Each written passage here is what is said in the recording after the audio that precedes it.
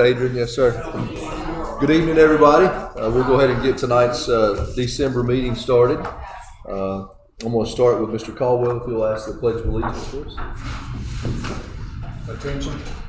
I pledge allegiance to the flag of the United States of America and to the republic for which it stands, one nation, under God, indivisible, with liberty and justice for all. Thank you. Commissioner, I ask if you don't mind reading the mission statement for Clay County Schools, please. The mission of Clay County Schools is to build high-quality learning environments that ensure all students learn at high levels. And our next regular board meeting will be here in the boardroom in January 26th of 2026. The agenda says 2025. So. Sorry about that. And with that change of 2025 to 2026, I'll recommend that we approve the agenda as it's presented. Make a motion to approve. Is there a second? Mr. Caldwell seconds. All in favor? Aye. Thank you. Shelley, did you check? Is there any public comment? Okay. So we'll start with recognitions then. We'll start with volleyball. Okay.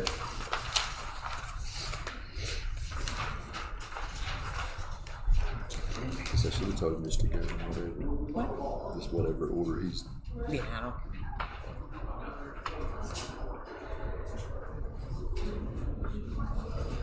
That's the order it was given to me. Yeah.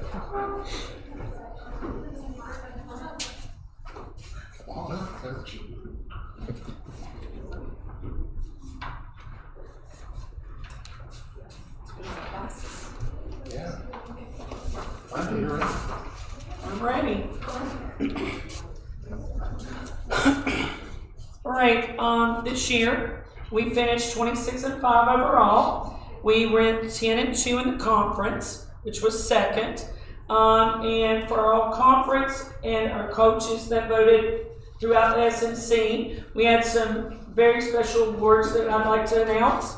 First, we had SMC Specialist of the Year. That is only received by one player out of the entire conference, and that's Savannah Birch. She was voted the SMC Specialist of the Year. This year, she finished with 912 assists, 216 digs, and 33 aces overall. She was also named to the North Carolina Volleyball Coaches Association All-Region 18. So she was also one of 18 of those. Okay. I would like to say that she also has a total of 1,649 assists and counting. So she'll be returning next year. Our Smoky Mountain All Conference, Olivia Giddens is not here tonight to accompany us. She's doing a test online. She had 257 kills, 56 total blocks, with 35 of those being solo blocks. And she was named All Conference. Next, we had Ava Shook, named All SMC All Conference. She had 346 kills, 49 aces, and 231 digs.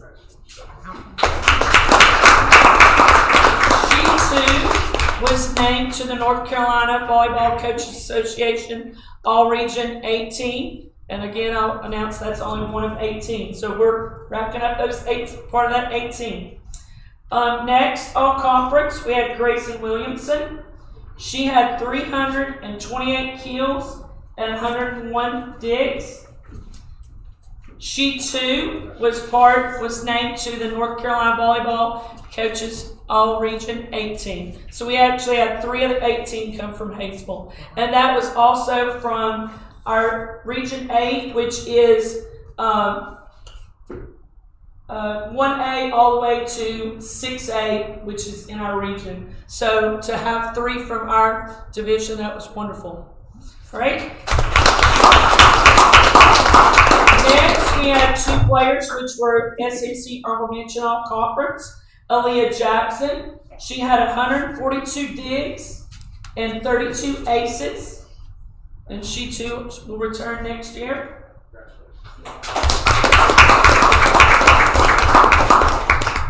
Reese Seegers, she had 516 digs and 60 aces. She too will return next year.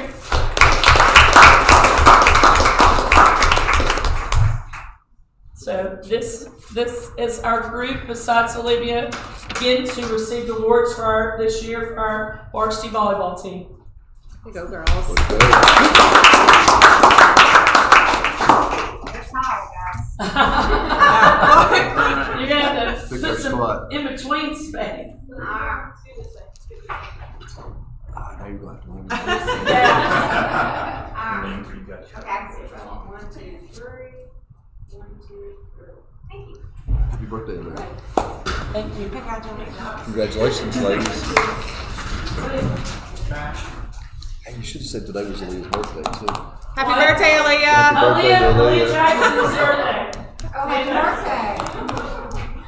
birthday. She's now legal, 18. Next, we have Coach Matt Dye from men's soccer. They're letting all the girls. They're ladies first. They're being gentlemen.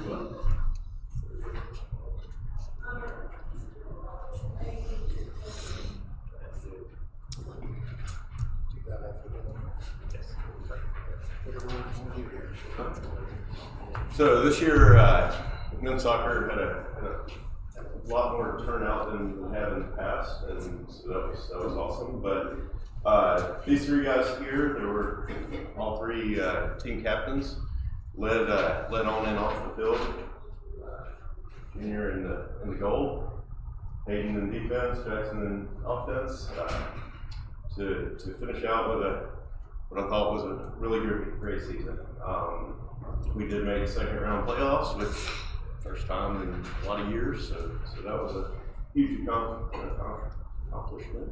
But as far as the Smoky Mountain Conference honorable mention, we had Jackson Dye. And then Smoky Mountain Conference All Conference, we had Hayden Hunt. And all conference as well as Raul Riviera. It's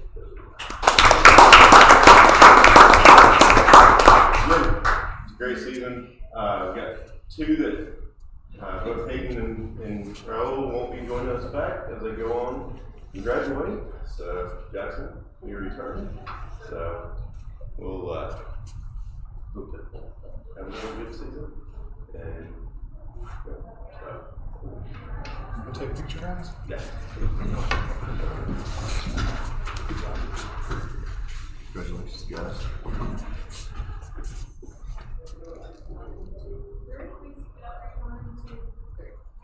Congratulations. Jackson, will you let Coach Moss know? Yeah. Thanks.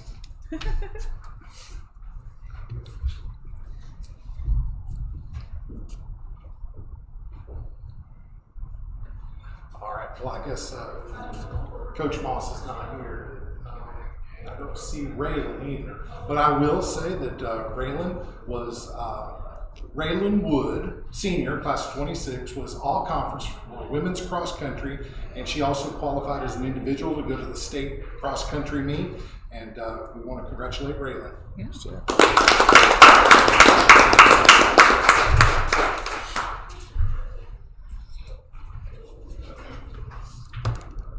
next, we have our report section. We have Mr. Silas Brown with the FFA.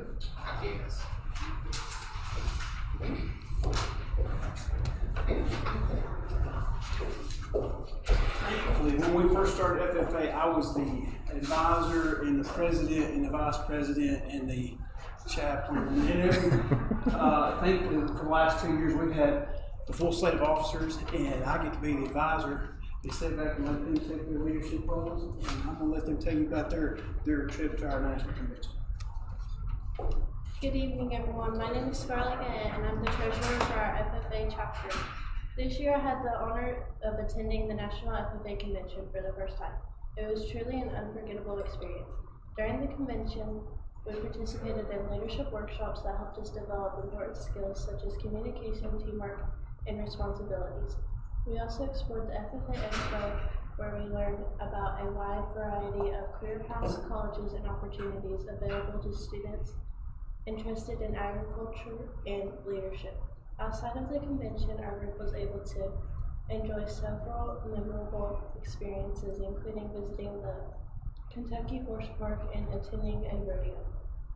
These activities and experiences allowed us to bond as a team while learning more about agriculture and the opportunities it provides.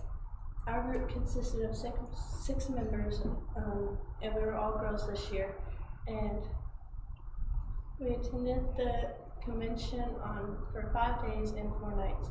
This experience helped us grow not only as FFA members, but also as leaders and individuals. I gained valuable knowledge about colleges, careers, and life skills that I will carry with me to the future. I would like to sincerely thank everyone who helped make this trip possible. Thank you to Clay County Communities for Students, the Clay County Juvenile Crime Prevention Council, the Clay County Master Gardeners Association, the Clay County Soil and Water District, or Conversation District, and everyone else who supported us. The remainder of our funds were raised through plant sales and other fundraisers. On behalf of our chapter, thank you for believing in us and investing in our futures. This opportunity meant more to us than words can express. Thank you.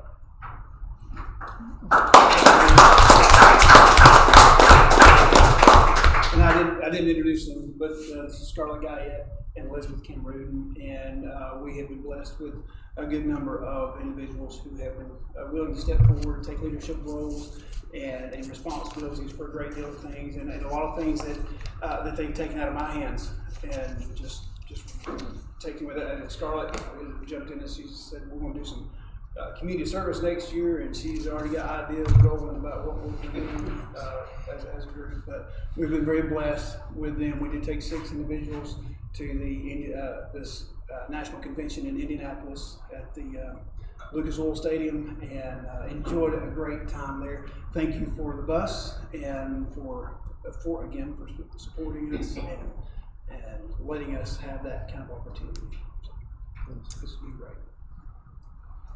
Congratulations. Amazing. Sounds Do you have any questions for them? What are your positions on in leadership? I'm the treasurer, so I handle money and help handle receipts and stuff. Awesome. And what's yours? I'm not on the board yet, but I will be next year. Awesome. Okay. I love it. Very good. Well, thank you for sharing Thank you, with folks. us. Thanks for Yes. sharing. Yeah, Awesome. thank you. Good job. Thank you, Silas. Thank you, ladies. Good job, guys. Next, we have the Positive Norms campaign. Miss Lori Ross with Mountain Projects.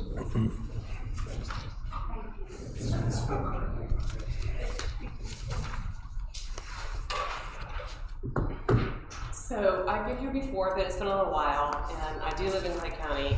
I work for Mountain Projects, the Mountain Strong Prevention Team. I'm a substance misuse preventionist. That's my full-time job. I work in all 7 counties, but mainly in the far west, Clay, Cherokee, and Macon. I do a lot more of my work. But I'm here to tell you about something we're real excited about. We call it the Positive Social Norms Campaign. And I like to start by saying, what we're used to seeing on national media right now is negative stuff, negative. People are attracted to negative, but we're putting positive word out there about some things that are true, positive things, and I think people will be interested in it because it is kind of a different message, but it's true. So, I don't have a clicker, so I don't know who's got the... It's Adrian back here. Okay. So I don't know if this is allowed, but I have 2 quick questions on here if anybody's allowed to do this, just with your phones. We're trying to get an idea of what people know so we can see how our campaign does. If you're not, are we allowed to do this in here? Sure. I've already done it though, so I won't do it. I've already done it. So it'll just take you a couple of minutes. And while you're doing it, I'll just tell you, we've spent over a year working on this. There's 3 of us on our prevention team that do work in 7 counties. Mountain Project is based in Haywood County, but I don't have to go there very often. We do a lot of things digitally and online and together. But so we are not we're prevention professionals. We're not communications experts. So we hired a communication team. They do a lot of work in Mountain Projects for all of our different agency departments, because we have housing and all sorts of things in Mountain Projects.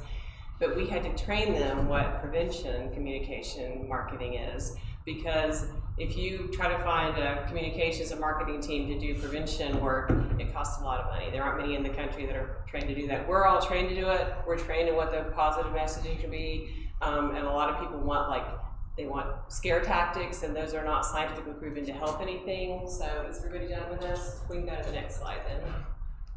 So we're going to talk about our new campaign, and the reason is because it's positive, and we want to get the word out, and I'm going to see how you all can help us do that. It's going to be for vaping and underage drinking, and the basis, can you click that again? It should have.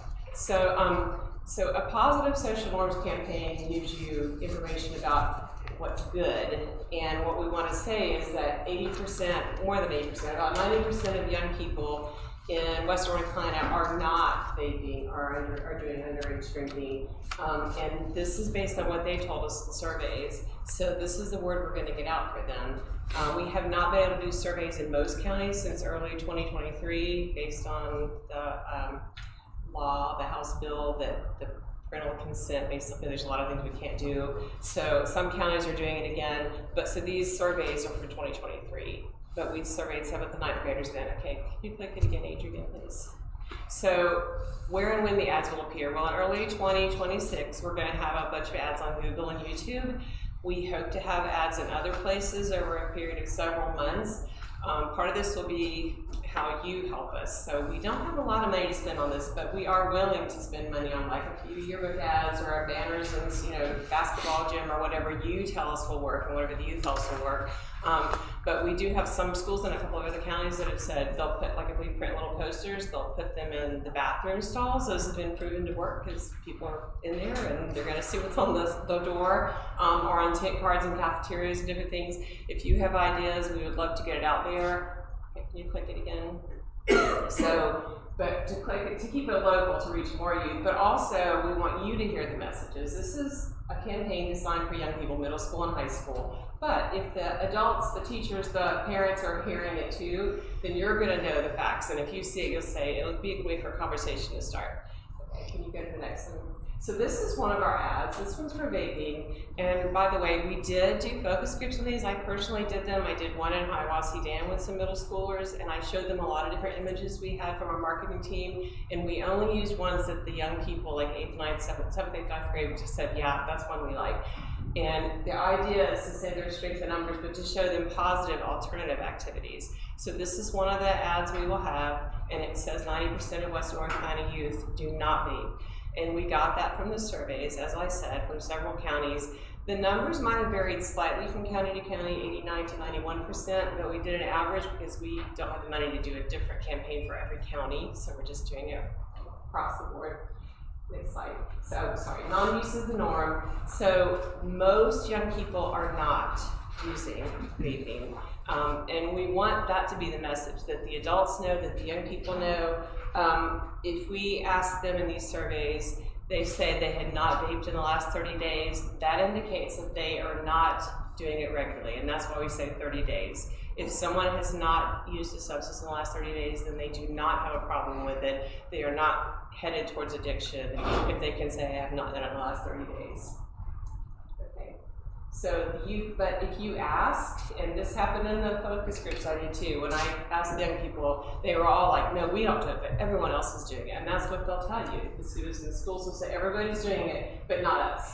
And that's what they think. They think everybody else is vaping, everybody else is using alcohol. And part of that's because of the media.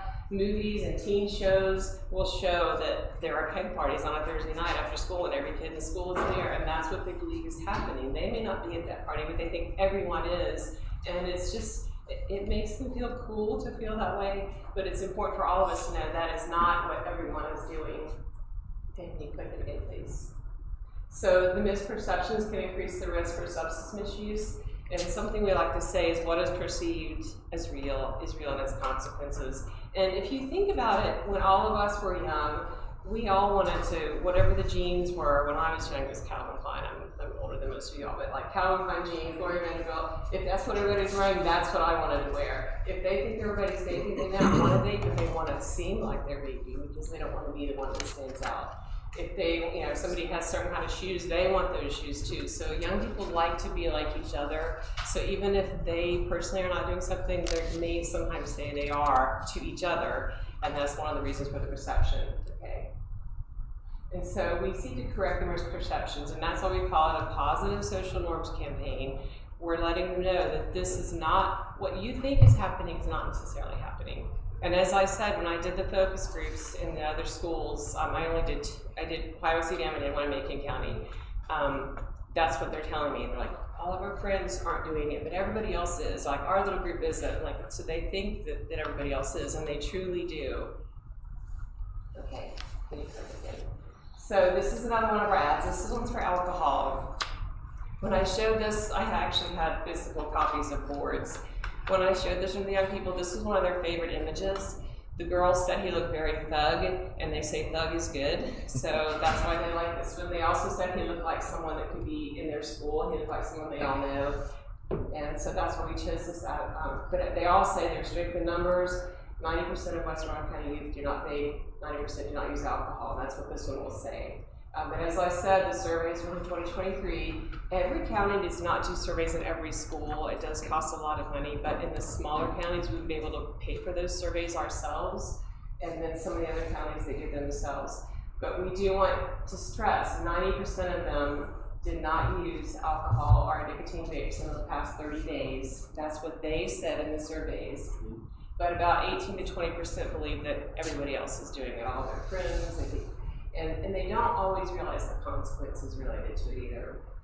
So there also have been surveys that the Youth Risk Behavior Survey to age 12 and 20 showed similar results. We do not do that, and that one's more of a national survey, but the same thing. They all believe everybody else is doing it except for me. I'm not doing it.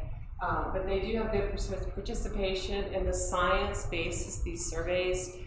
I don't understand all the science behind it, but there's an error written in there, margin of error, so they know if someone lies, the science does, and they have that margin of error written in, so it can identify that. So when we get the statistics, that can be believed. It's not just some survey that we wrote ourselves and stuck out there. It was all done, and I think I was here last time, I got permission for you all to do those surveys, so it's the same one.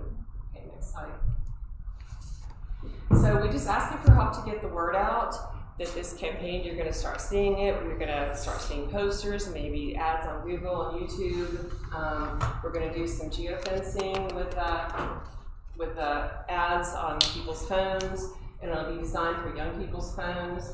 But they were approved by NCDHHS after almost 2 years back and forth. It took a lot of work for us to get these. And they were tested with middle school youth, as I said. They're going to start in January.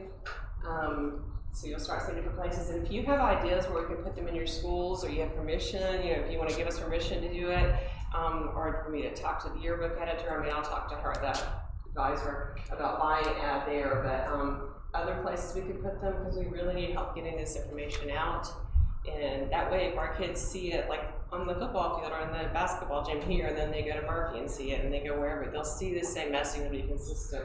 This is another one of our ads we will be using. This is not a local team because we wanted to be able to use the ads everywhere. We didn't want to show preference. Anybody at work to get mad at us, we're using a Hazelville team. And so this is just like a generic team from stock photography because we want to be able to use it anywhere.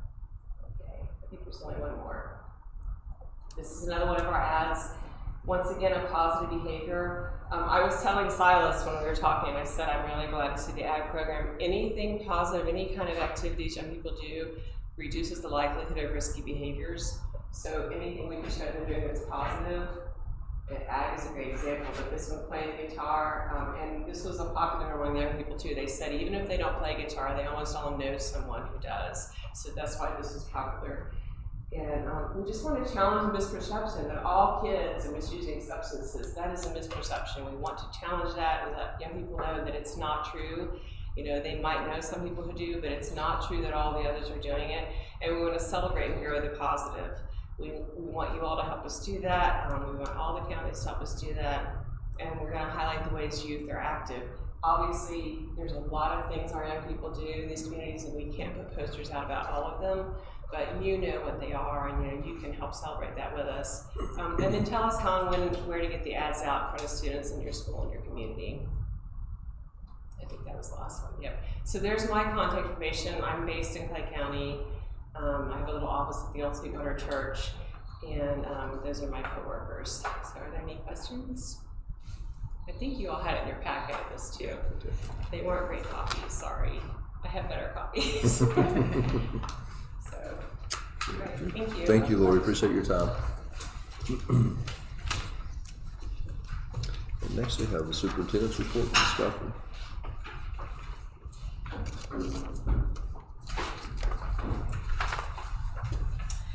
I'll start by sharing the progress updates for the intermediate school. We have not had our monthly construction meeting.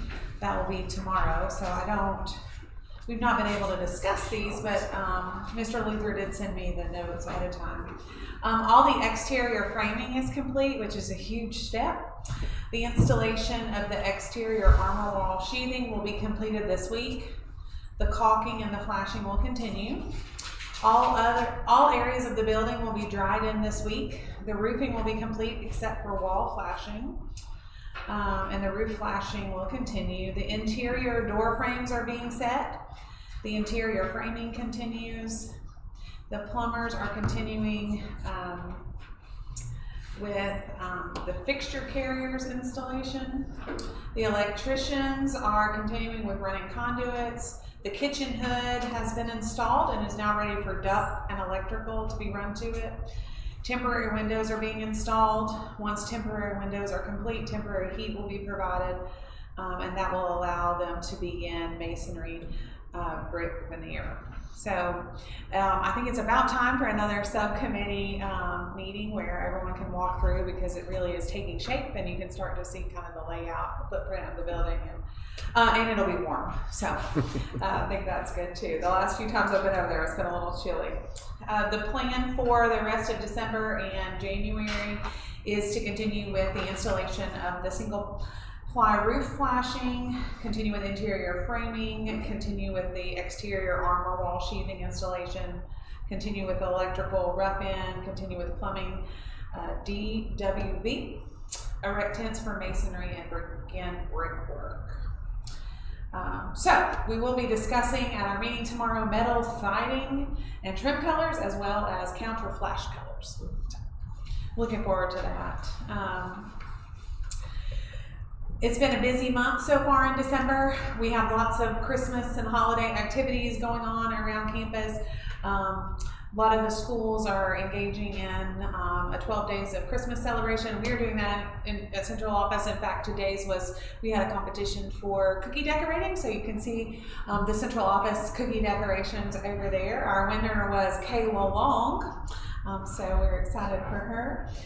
There's also been some things happening to support the community. The elementary school is doing a cereal drive that is being sponsored by one of the houses at the elementary school. The middle school is doing something called Candemonium, which is canned food drive. They just had a winter dance on Friday at the Beal Center. And that was a whole host of festive outfits, from pajamas to ugly sweaters to dresses. And so it's kind of a typical middle school thing, meaning those. It looked like they had a good time. We had our winter convening for the Golden Leaf Grant on Friday. And so that was exciting because we really got to put pen to paper with the direction that we're headed for the rest of this year, working on short-term outcomes from now until May. High school kicked off fall testing today. I don't think we had any EOC classes today, but Jim was busy with CTE testing. We're excited to have Jim back with us, and it's been a joy to have him back. We have 8 newly certified CNAs at the high school, and our FBLA had 15 regional winners, and so we'll be celebrating them next month at the board meeting.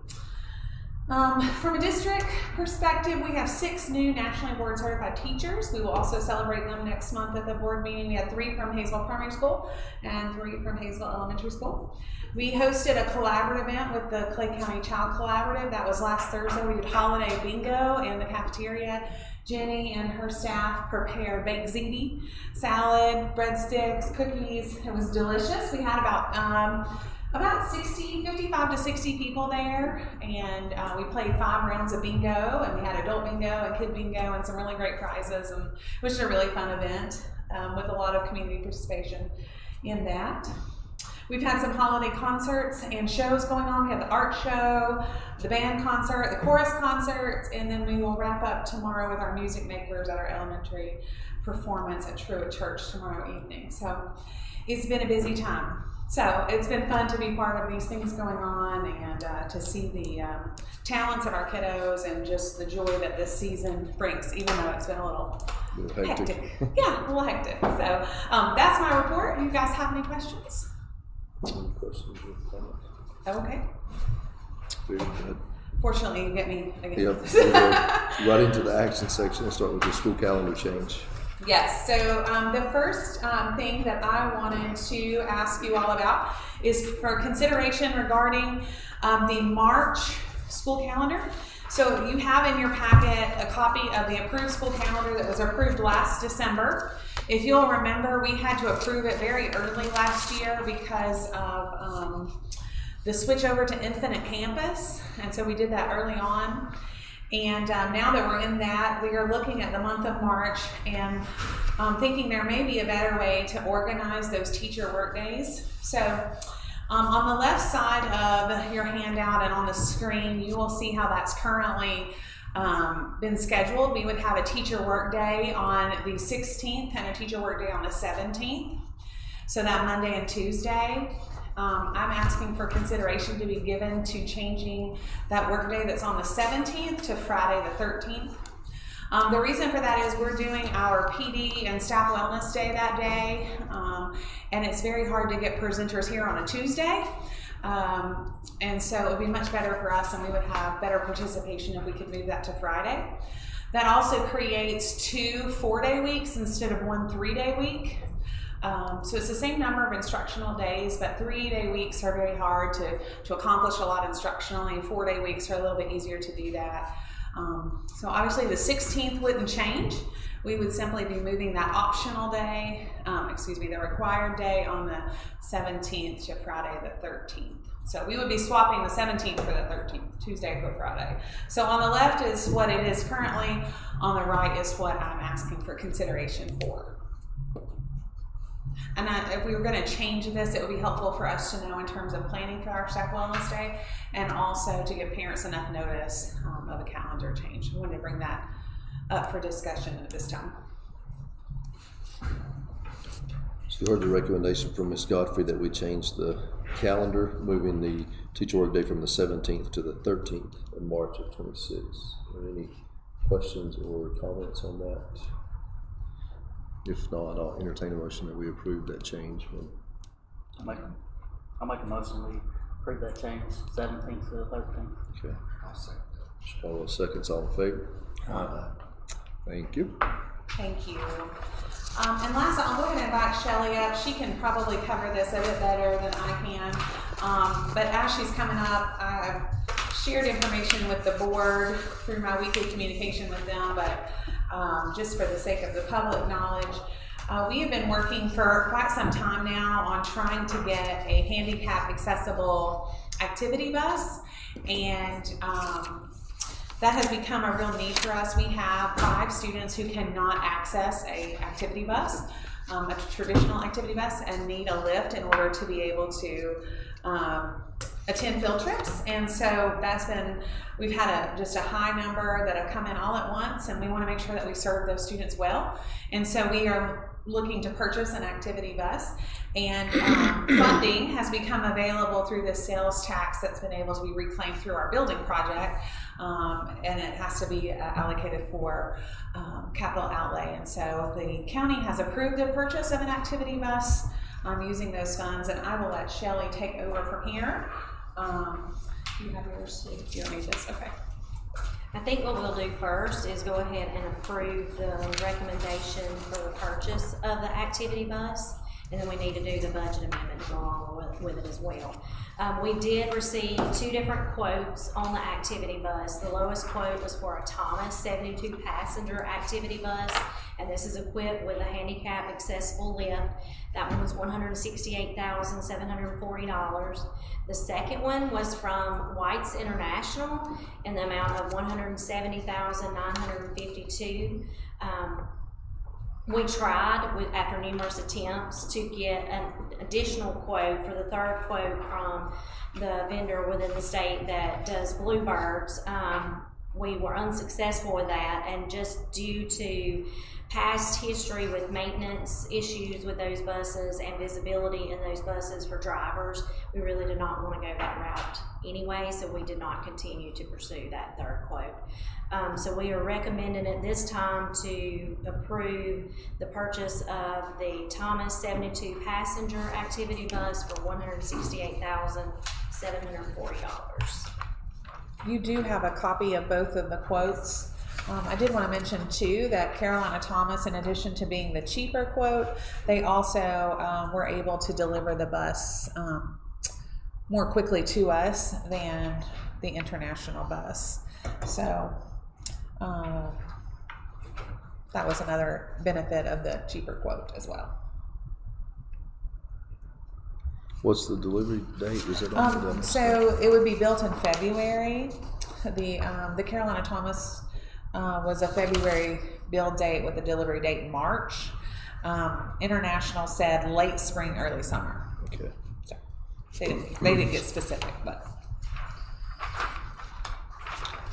Any questions or comments about that quote on the activity bus? Yes, Jimmy, it's fine with the Yes. counter. What did you say, Josh? I'll just say Jimmy was okay with the Carolina Thomas one. Yeah. Yeah. Oh, the other probably should As know far this, but the other activity buses, Yeah. are they Thomas as well? I don't We've remember. had It's some a of good both. mixture of both. Okay. Yeah.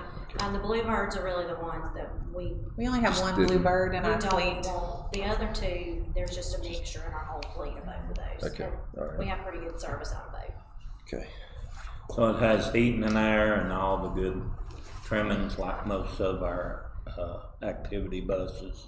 Yes. Only exception is it's got the handicap lift. The lift. It's got the lift. The only thing we took out were the child restraint seats. We took those out because we use those anyway, and they were an additional cost, so we took those out. The quotes. Okay. Any other questions or comments? If not, I'll entertain a motion that we approve for the approve the recommendation for the activity bus from Thomas. I make a motion, we'll approve the quote and the price and getting it. Okay, have a motion, Second. a second. All in favor? Thank you. The other piece is we need to go ahead and do the budget amendment to add the $168,740 to our budget, capital outlay budget for the purchase, so we can go ahead and start moving forward with purchase. So there's the recommendation that we approve that budget amendment, moving that $168,740 into capital outlay. I make a motion to approve that budget. Okay. Have a motion, is there a second? Second. All in favor? Thank you, Thank you. Shelley. Shelley, can I ask you one quick Yes. question? This top line, that state allocations, Mm-hmm. are those our disbursements of R&R? This R&R and lottery, any lottery, Okay, mainly R&R. together, okay, Together, okay, yes. thank you. You're welcome. Very good. So the next action item on the agenda is election of chair and vice chair. If you guys remember, each December, board policy requires us to elect a new chair and vice chair. So is there any discussion or motions to nominate chair or vice chair? Dr. Shook, if I may, and board, I would like to nominate Dr. Shook to continue as our chair of the board, and then I would like to also nominate Mr. Josh Ash to serve as our vice chair. Okay. So we have a nomination for me to remain as chair and for Josh Ash to serve as vice chair. I second it. Mr. Jones seconds that. I guess are you? I guess I'll say aye. Myself, right? So all in favor of that motion? Aye. Very good. Thank y'all. Next we have the consent agenda, and we have last month, and then we have the board meeting minutes from November 24th. So I entertain a motion that we approve the consent agenda as it's presented. Make a motion to approve. Is there a second? Mr. Jones seconds. All in favor? Thank you. And then there's policies for first read for next month's board meeting. And then any other comments or questions from the board? If not, I'll entertain a motion that we go into closed session. Second.